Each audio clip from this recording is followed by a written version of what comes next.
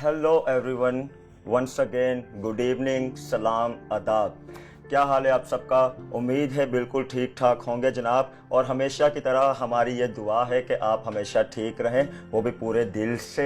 सो हम एक मरतबा फिर आप सबको आपके यूथ शो पूरे दिल से में हमारे पूरे दिल से वेलकम कहते हैं। सो बहुत सी बातें हम करेंगे आपसे जैसे कि हमेशा करते हैं, लेकिन सबसे पहले चलते हैं हमारी टीम की तरफ। और सबसे पहले हमेशा की तरह मेरे साथ Marion Samson. So hello Marion, क्या हाल है आपका? हेलो अगस्टिन, मैं बिल्कुल ठीक हूँ। आप कैसे हैं? बिल्कुल ठीक। कैसा रहा आपका पिछला सारा वीक? मेरा वीक बहुत अच्छा रहा, खुदाम का शुक्र है। होप ऑडियंस का भी बहुत अच्छा रहा होगा। बिल्कुल। सो उसके बाद हमारे साथ, जैसा कि हमने अपने लास्ट शो से हम देख रहे हैं कि ब्रिटनी हमारे साथ मौजूद होती हैं। So Britney, how are you?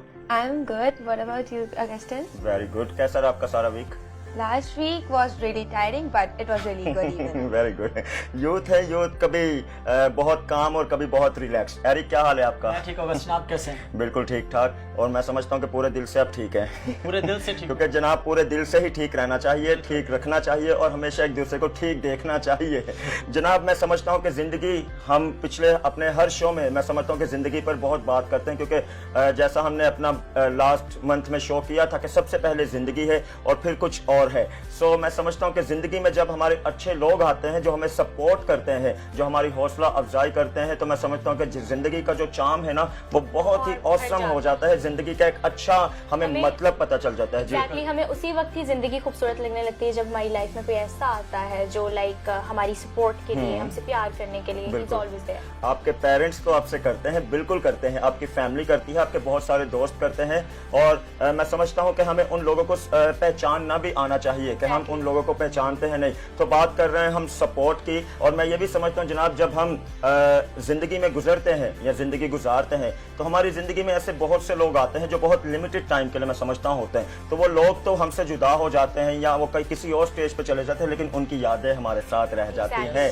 जो यादें होती हैं वो बहुत ही स्पेशल होती हैं। सो ऐसी ही यादें हमने बहुत अच्छी अपने शो के लिए कैच पहले से कर रखी थी कि ताकि हम आज उन यादों को आपको दिखाएं। सो मैरियन, उस यादों के बारे में जरा कुछ बताएं आप। Exactly, आज हम जिन यादों को याद करने जा रहे हैं वो यादें हैं ऑगस्टिन जो हमने मीरब के साथ स्पेंड किया हुआ टाइम है, जो कि हमने उनकी शादी से पहले उनके ब्राइडल शावर के टाइम पे हमने वो रिकॉर्ड किया था शो, और वो बहुत ही अच्छा शो था। और वो था भी हमारा आउटडोर शूट। या आउटडोर शूट था and Meerab welcomed us with open arms. और मैं लिटरली कहूंगी I remember all that ecstasy that I felt at that time. और आज she is happily married, she is spending good time with her family. So let us take you to have a brief insight into Meerab's life. So here we go.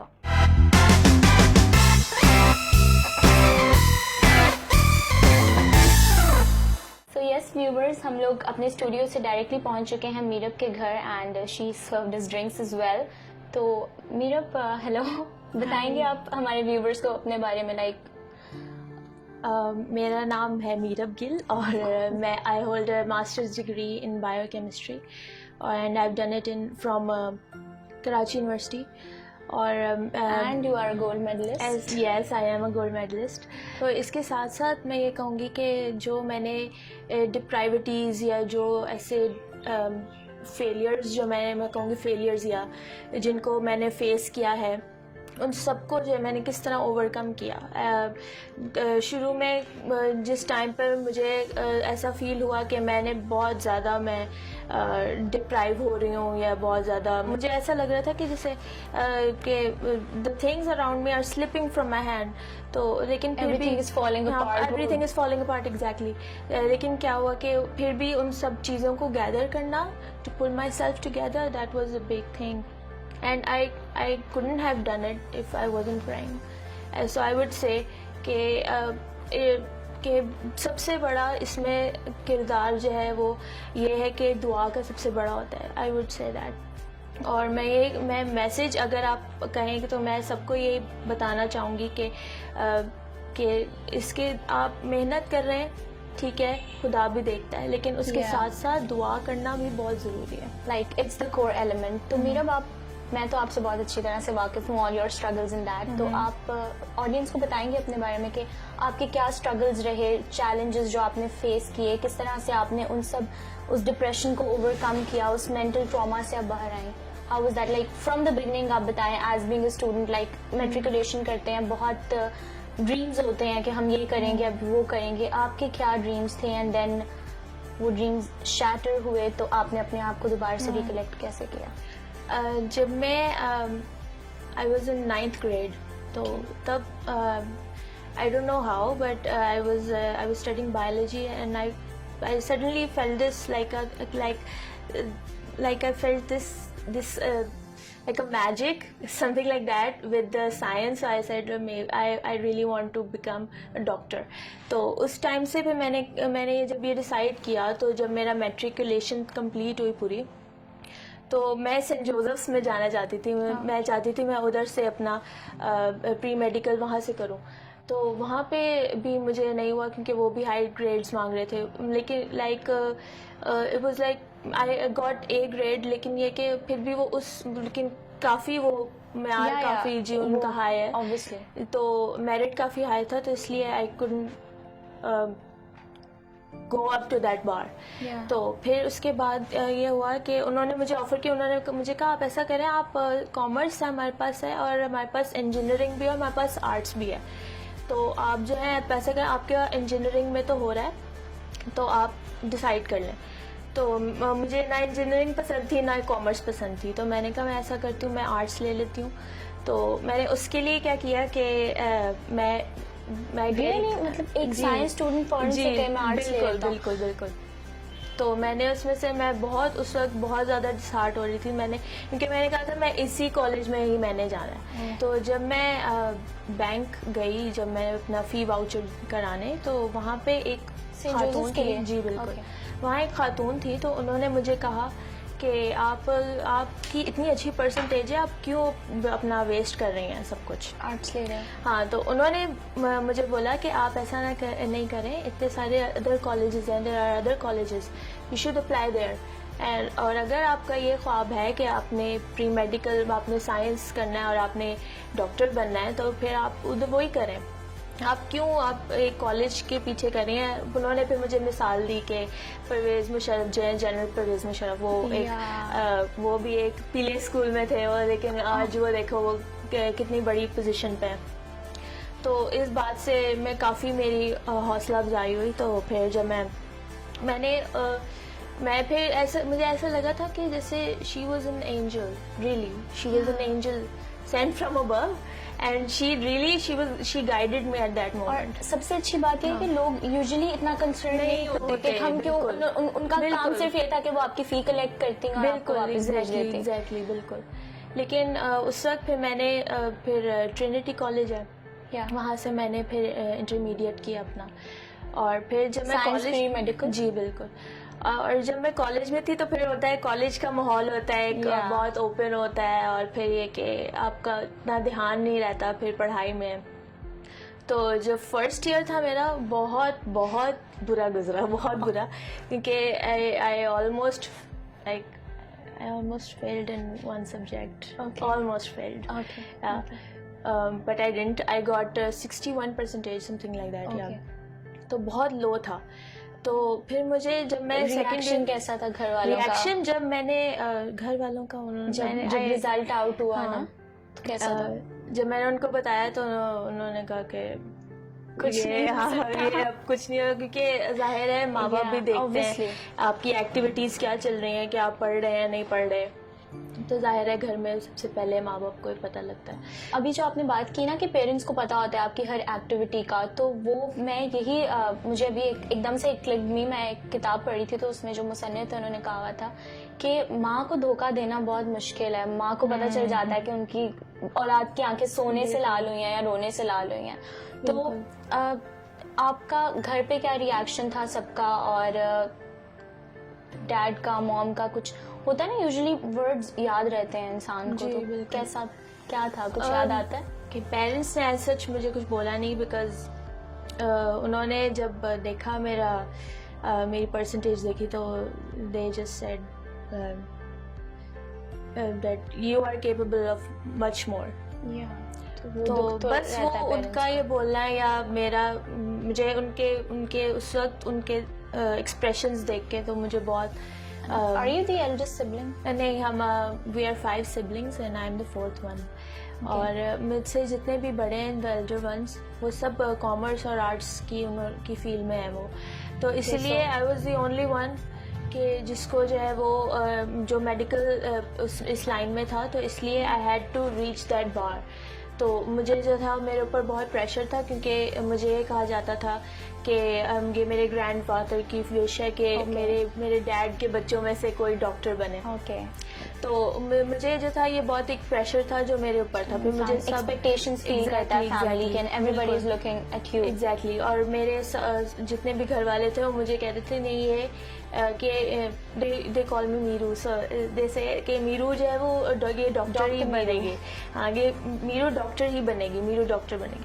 तो वो भी सारी चीज़ें वो सब मेरे जो है वो सब मिलके वो मेरे माइंड में स्टक हो जाती थी। और फिर ये कि फिर मुझे हुआ कि चलो मैं जो है वो मैं अब मेहनत जो है, क्योंकि मैंने फर्स्ट ईयर में इस तरह किया, फिर सेकंड ईयर में मैंने कहा कि मैं मेहनत करना शुरू करूँ। अच्छा, I was at that moment I was at the crossroad where I couldn't find my way. I couldn't find You were which way completely to, blank, right? Exactly. I Because couldn't no find one to guide you.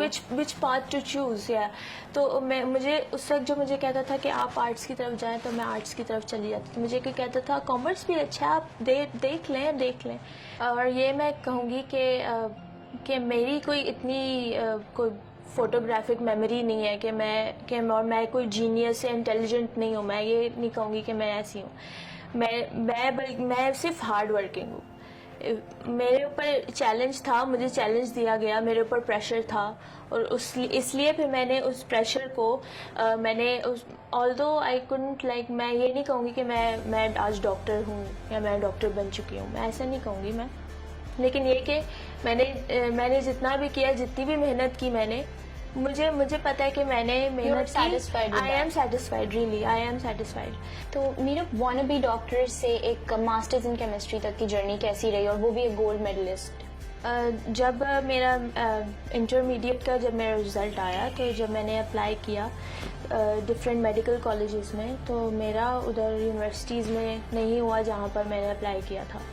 तो फिर ये कि उस वक्त मुझे काफ़ी डिप्राइविटी हुई थी, क्योंकि जैसे मैंने एज आई सेड अर्लियर कि जो मुझसे वो मेट्स मेरी कि जो मुझसे जिनके कम ग्रेड्स आते थे उन्होंने प्राइवेट में ले लिया।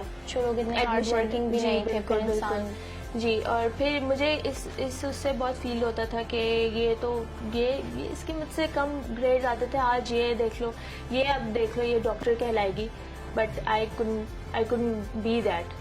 तो फिर ये हुआ कि लेकिन फिर भी मेरे अम्मी अब्बू ने बहुत सपोर्ट किया मुझे। उन्होंने मुझे कहा कि नहीं, this is not the end of the world, कि अगर उन्होंने कहा कि अगर डॉक्टर ही सब कुछ नहीं है, कि आपको डॉक्टर का लक़ब ही चाहिए, सिर्फ यही नहीं होती सारी बात। उन्होंने मुझे काफ़ी मुझे सपोर्ट किया। मुझे कहा कि आप करो, आप इधर उधर कहीं और अप्लाई करो, कि अगर एक दरवाजा बंद होता है तो आपके लिए और भी दरवाजे। ब्यूटी फैमिली रिलेशंस के और हमारे कल्चर की, राइट? बिल्कुल। We always stand by each other. और बिल्कुल। फिर ये कि मेरी जो बिग सिस्टर्स हैं, जो एल्डर सिस्टर्स हैं, वो कराची यूनिवर्सिटी में थी, तो इसलिए उन्होंने मुझे ये सजेस्ट किया कि आप भी उधर ही अप्लाई करो। तो उधर भी मैंने अप्लाई किया। की नॉलेज काम आ गई, अगेन फैमिली कम्स इन। फिर उन्होंने मुझे ये सजेस्ट किया, तो जब मैंने उधर अप्लाई किया, तो पहले मैंने फर्स्ट उस पर लिखा फार्मेसी।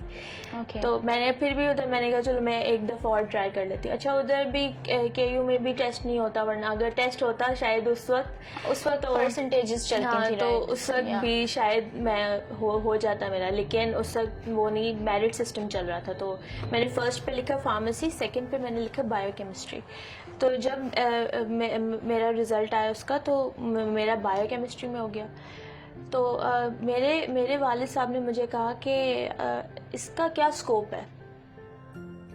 तो मैंने पढ़ा नीचे, मैंने पहले से उसकी रेकी की हुई थी सारी, की उसमें क्या क्या, मतलब अगर बायोकेमिस्ट्री की क्या क्या कहाँ एप्लीकेशंस क्या हैं। तो फिर मैंने कहा हॉस्पिटल्स में होता है, रिसर्च सेंटर्स में होता है ये। तो उन्होंने कहा ठीक है, सही है, बस। पर उन्होंने भी वो भी इतने सेटिस्फाइड नहीं थे, पर उन्होंने कहा ओके चलो सही है, ठीक है।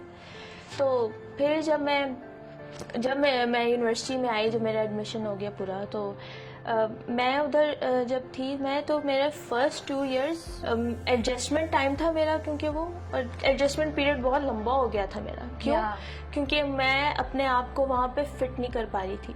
You were feeling like out of that exactly. world. अब मुझे ऐसा लग रहा था कि आई डोंट बिलोंग हियर। मुझे ऐसा लग रहा था कि मैं यहाँ पे नहीं, मैं क्योंकि अपनी फ्रेंड्स को देखती थी, मैं कहती थी अच्छा वो कर रही हैं ये। तक अपने आप को किसी जी, मेडिकल exactly. कॉलेज में वाइट कोट पहने हुए देखती जी हूँ। बिल्कुल। मुझे ये होता था कि नहीं, मैं I don't belong here.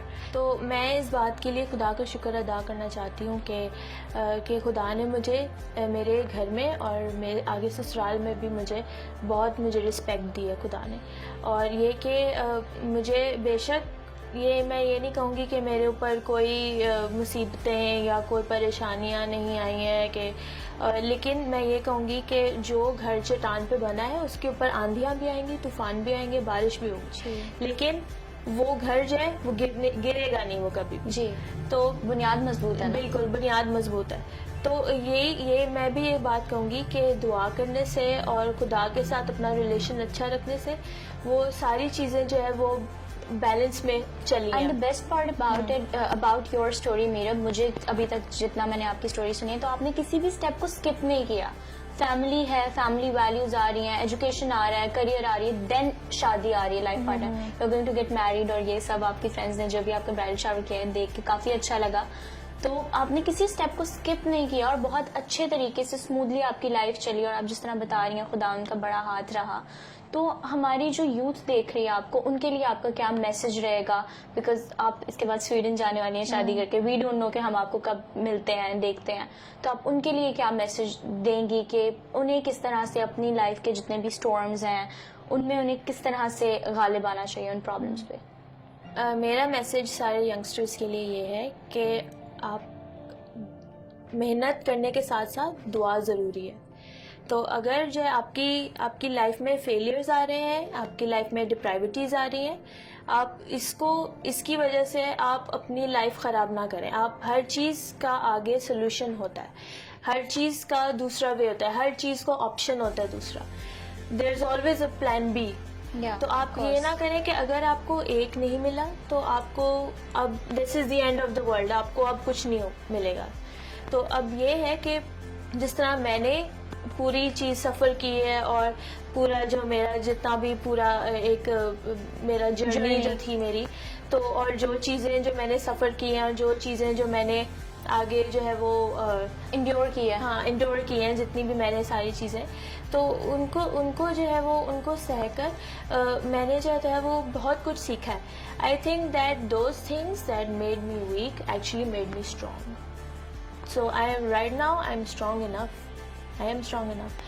Although I know that this is not the end. My next life, bigger challenges, and we are praying for you कि आप उन challenges में से भी stand out करें। बिल्कुल बिल्कुल, आमीन आमीन। मुझे अब से पहले लगता था कि मैं आपको जानती हूँ, लेकिन आज आपके साथ बैठ के sharing a couch with you, आज लग रहा है कि और बेहतर तौर से आपको जान लिया। तो थैंक यू सो मच। हमारी पूरी टीम की तरफ से पूरे दिल से आपके लिए दुआएं हैं कि आप जब शादी करती हैं, आप जाती हैं, अगले घर में जाती हैं, तो खुदा आपको मजीद कामयाबी और सरफराजियां अनायत करें। Thank you so much. God bless you. Thank you.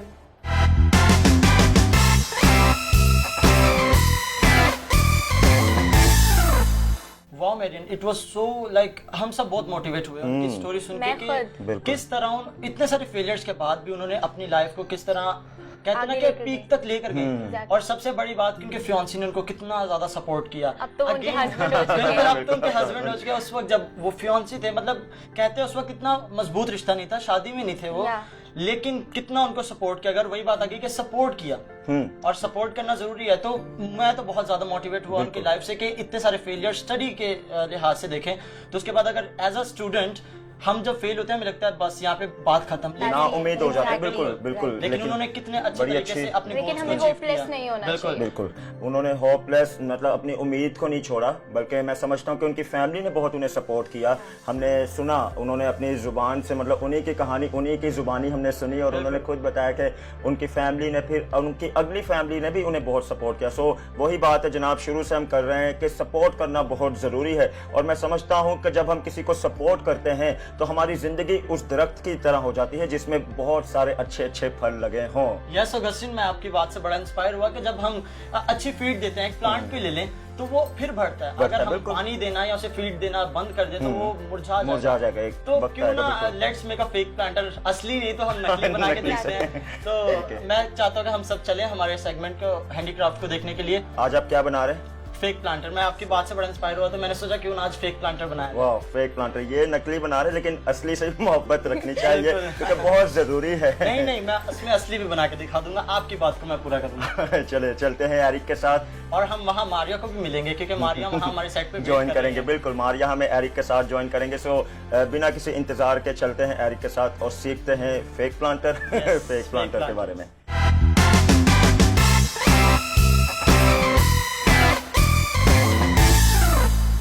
Hello everyone, this is your host Maria Iqbal. I welcome you all in our segment which is Handicraft. हाजिर हैं हम आपकी खिदमत में आपके फेवरेट शो प्रोग्राम पूरे दिल से में। जैसा कि आप जानते हैं, एज यू नो दैट, कि एरिक इस सेगमेंट में आपको बहुत ही यूनिक चीज़ें जो हैं वो बनाना सिखाते हैं। तो चलते हैं एरिक की तरफ और उनसे पूछते हैं कि वो आज आपको क्या बनाना सिखाएंगे। जी एरिक, कैसे हैं आप? मैं ठीक, आप कैसे मारिया? मैं भी बिल्कुल ठीक ठाक हूँ। तो एरिक, हम टाइम वेस्ट नहीं करते हैं, हमारे ऑडियंस बिल्कुल इंतजार कर रहे होंगे। तो आज आप बताएं, आज ऑडियंस के लिए क्या लेके आए हैं, उनको क्या बनाना सिखाएं? आज बहुत इंटरेस्टिंग चीज़ें हैं हमारे पास और मुझे उम्मीद है कि आप सब भी खैरियत से होंगे। आज मैं फेक प्लांटर्स को लेकर आया हूँ कि अक्सर हमारे घर पे टेबल्स होते हैं, स्टडी टेबल्स होते हैं, हमारे घर पे ऐसे कॉर्नर्स होते हैं जो अक्सर खाली लगते हैं, तो हम उनको फिल करने के लिए ये फेक प्लांटर्स रख सकते हैं। तो ज़रूरी है कि हमारे इर्द-गिर्द प्लांट्स हों। एग्जैक्टली। और जैसा कि आज हम फेक प्लांटर्स बना रहे हैं तो हम इसमें फेक फ्लावर्स यूज़ करेंगे।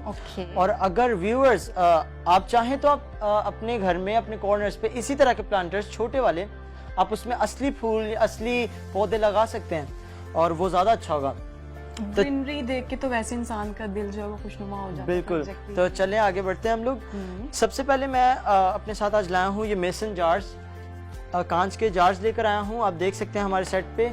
आज हम इन्हें क्योंकि हम लोग फेक बना रहे हैं तो हम इसमें एक्वेरियम रॉक्स फिल करेंगे जो कि यहाँ रखे हुए हैं। इनको फिल करेंगे, देन इनके ऊपर रिबन टाई करेंगे जिस तरह इस वाले में है। देन हम लोग इसके अंदर अपने फ्लावर्स और अपने प्लांट को प्लेस करेंगे। ठीक है, तो प्यारा और यूनिक सा एक जी मास्टरपीस बन जाएगा। तो मारिया, आज आप मेरी हेल्प करेंगी? बिल्कुल। तो लेट्स स्टार्ट। हमेशा की तरह। या तो इस पे रिबन टाई करें आप। Okay, with this one? Anyone. Okay. और व्यूअर्स, अगर आप if you are a science student तो आपको पता होगा कि प्लांट्स जो हैं वो कार्बन डाइऑक्साइड को एब्जॉर्ब करते हैं और ऑक्सीजन को रिलीज करते हैं, और ऑक्सीजन यकीनन इंसानों के लिए बहुत फ़ायदेमंद है। तो ज़रूरी है कि हम प्लांट्स को लगाएं अपने इर्द गिर्द। ओके, तो रिबन टाई कर चुके हैं। अब हम इनको फिल करेंगे इस इन एक्वेरियम रॉक से। देन फिर हम लोग इनके अंदर ये प्लेस करेंगे। ओके। ये इजीली अवेलेबल है? जी, ये हर इजीली अवेलेबल होते हैं। और आप चाहें तो एक्वेरियम रॉक एक्वेरियम शॉप्स पे जाएं जहाँ एक्वेरियम्स मिलते हैं, वहाँ पे इजीली अवेलेबल होते हैं। हम लोग इनको फिल करेंगे। क्राफ्ट के टाइम पे अगर आपका मूड अच्छा नहीं है तो प्लीज क्राफ्ट ना करें, क्योंकि मतलब अगर आप खुश हैं तो फिर क्राफ्ट करें और आपका यकीनन आपका क्राफ्ट बहुत अच्छा रिजल्ट देगा। और अगर नहीं तो फिर आप अच्छा मूड करने के बाद अपने क्राफ्ट को बनाएं, अपने क्राफ्ट को कैरी ऑन करें। ओके, तो आपने देखा हमने किस तरह इनको फिल किया। अब हम इनमें प्लांट्स को भी प्लेस करेंगे। पहले हम लोग सारे जार्स फिल कर दें।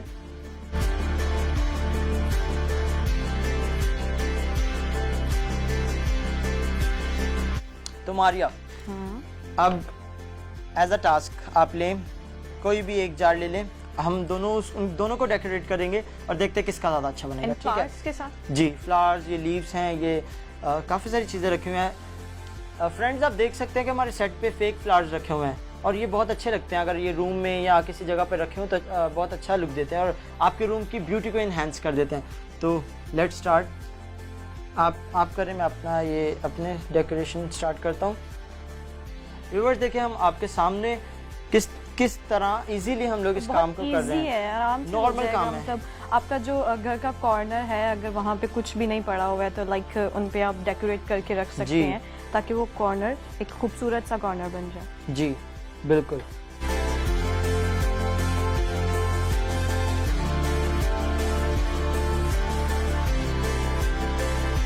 और friends it's up to you कि आप कुछ भी किसी किस्म के फ्लावर्स यूज़ कर सकते हैं। आप चाहें तो रोज़ फ्लावर्स, अगर आपको लिली पसंद है तो आप लिली फ्लावर्स यूज़ कर सकते हैं। इसमें आप हैंडमेड आर्टिफिशियल फ्लावर्स भी बिल्कुल जो है खुद वो बना के लगा यूज़ कर सकते और हैं। क्रेप पेपर्स हमने आपको एक आइडिया दिया है, अब ये आप पर है कि आप किस तरह इस आइडिया को और ज़्यादा अच्छा करें। आप देख सकते हैं कि हमने इन प्लांटर्स को कितने अच्छे तरीके से बना लिया है। और मेरे पास यहाँ एक और चीज़ है, वो क्या? दिखाता हूँ एक मिनट। आप देख सकते हैं कि हमने इन प्लांटर्स को कंप्लीट कर लिया है। मेरे पास एक ये है, आप देख सकते हैं कि ये वाला कितना खूबसूरत बना हुआ है। ये भी मैं ख़रीद कर लाया था। इन तमाम जार्स को आप किसी भी शॉप पे चले जाएं, क्रॉकरी शॉप पे इजीली आपको मिल जाएंगे। ये वाले, अगर आप इस वाले प्लांटर को देखें तो इसमें ओरिजिनल प्लांट है, तो आप चाहें तो ओरिजिनल प्लांट्स भी लगा सकते हैं और वो ज़्यादा अच्छा रहेगा। तो उससे ज़्यादा ब्यूटी इनहेंस हो जाएगी आपके रूम की, आपके टेबल की, और देखने वाला वाकई में कहेगा कि हाँ किसी ने मेहनत की है। और ये सब आपको करना है वो भी पूरे दिल से। जी तो दोस्तों, ये तो था आज का सेगमेंट। उम्मीद करती हूँ कि आपको ज़रूर पसंद आया होगा और इसी तरह से आप अपने घर पे इस तरह छोटी सी जार जो वो डेकोरेट करके उनको रखें और बहुत ही खूबसूरत सा आपका कॉर्नर बन जाएगा। उम्मीद करती हूँ आपको आज का ये सेगमेंट बहुत ज़्यादा पसंद आया होगा और ज़रूर आप हमें अपनी राय से आगाह कर सकते हैं कि आपको आज का सेगमेंट कैसा लगा। अपना बहुत सारा ख्याल रखिएगा। मुझे और एरिक को इजाज़त दीजिए। Goodbye. Good bye.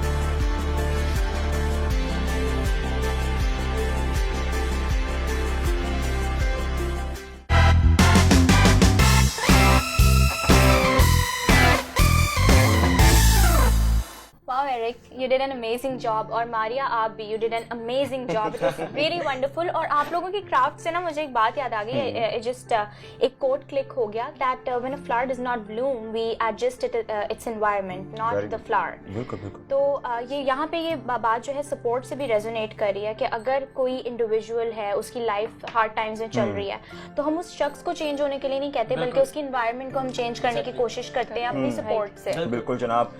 तो वही बात है, जब हम किसी को सपोर्ट करते हैं तो मैं समझता हूँ कि हमारी जिंदगी भी ऐसे फूलों की तरह मुस्कुराती है, बहुत शाइन करती है, बहुत। और ये तो फेक है, हमारी जिंदगी तो असल मैंने में फेक नहीं बोला, मैंने रियलिटी में बोला। हमारी जिंदगी रियलिटी में बहुत मुस्कुराती है। एज यूथ होते हुए मैं समझता हूँ कि हम सबको एक दूसरे को सपोर्ट करनी बहुत जरूरी है और हमें एक दूसरे की रिस्पेक्ट करना बहुत जरूरी है, क्योंकि जब हम किसी की सपोर्ट करते हैं तो हमारी जो रिस्पेक्ट का जो लेवल होता है ना वो बहुत अपग्रेड हो जाता है। बचपन से हम लोग सुनते आ रहे हैं कि एक से बड़े दो, और like individually we are like a drops, but together we make an ocean. तो एक साथ रहना बहुत जरूरी है। बिल्कुल जनाब, एक साथ रहें और अपनों को तो सपोर्ट करें और पूरे दिल से कोई बहुत सपोर्ट करें। हम आपसे फिर मिलेंगे अगले शो में। तब तक मुझे, मैरियन को, ब्रिटनी को, एरिक को, हमारी सारी टीम को, इनफैक्ट मारिया को भी इजाजत दें हमें। हम जरूर आपसे फिर नेक्स्ट वीक में मिलेंगे। तब तक अपनों का बहुत ख्याल रखें, एक दूसरे की रिस्पेक्ट करें और बिलखसूस एक दूसरे की बहुत सपोर्ट करें, क्योंकि सपोर्ट से ही हमारी जिंदगियां आगे बढ़ती हैं और जब हम आगे बढ़ते हैं तो जरूर एक दूसरे की जो रिस्पेक्ट का लेवल है वो बहुत अपग्रेड हो जाता है। तो तब तक बहुत अपना ख्याल रखें। आपसे मिलेंगे आप ही के अगले शो में, जिसका नाम है पूरे दिल से।